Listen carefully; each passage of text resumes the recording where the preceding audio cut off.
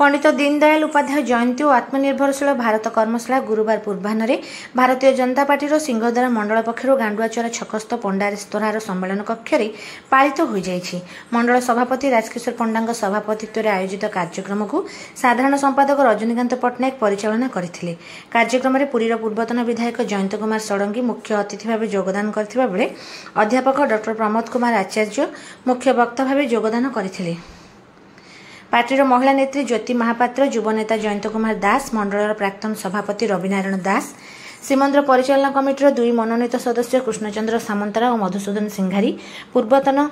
नगर सभापति नारायण पात्र, सोमनाथ खुंटिया, राजकुमार मिश्र, एडवोकेट सुदशा पंडा और रंजिता पाढ़ी प्रमुख मंचासीन थिले। निजर वक्तव्य मुख्य वक्ता डॉ आचार्य ऋषि प्रतिमा पंडित दीनदयाल जीवनादर्श वर्णना करी प्रधानमंत्री नरेंद्र मोदी विभिन्न जनहितकारी योजना संपर्क में सूचना प्रदान करथिले।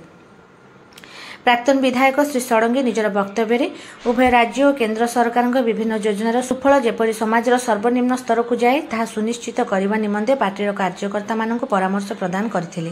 कार्यक्रम में वरिष्ठ सांबादिक तथा दृष्टिर मुख्य संपादक नारायण दास, प्राक्तन पौर सदस्य सुनीता महारणा, मंडलर महिला मोर्चा सभानेत्री कमलिनी महापात्र, उपसभापति पद्मचरण महापात्र, सुरेन्द्र महापात्र, स्वरूपा महांती, सुषमा प्रधान, लीनाराणी आचार्य, रेणुबाला पट्टनायक, हेमलता महापात्र, मधुस्मिता आचार्य,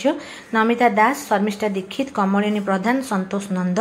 मनोरंजन जेना, लक्ष्मीकांत षडंगी, गणेश महापात्र, चंदन नायक, बलभद्र महापात्र, प्रदीप परिडा, दीपक सामंतराय और सूर्य कुमार पाढ़ी समेत मंडलर अनेक महिला और पुरुष कार्यकर्ता उपस्थित थिले। स्वास्थ्य सुविधा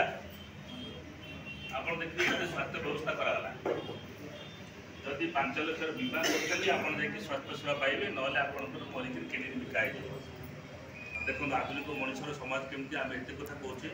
आम जो लोक मान सचेतन न करवा कि अवस्था भोगे स्थिर उन्नति परिवेश सुरक्षा गोटे ग्रीन एनर्जी कथा आम कहे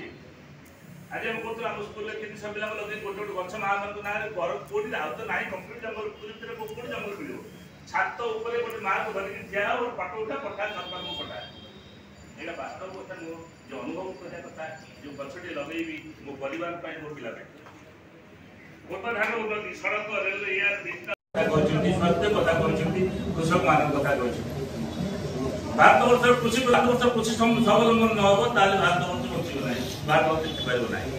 से विवेकानंद गोटे कथा कहते मो पाखे मो पड़ोसा घरे जो कुकुर पिलाटे जब खाई उपास रही खाଇବା दरकार खाद्य दरकार अंतर्गत योजना कथा पूर्वतन विधायक मुझे कहे बर्तमान विधायक जेहतु आम दल विधायक ना ये हूँ आम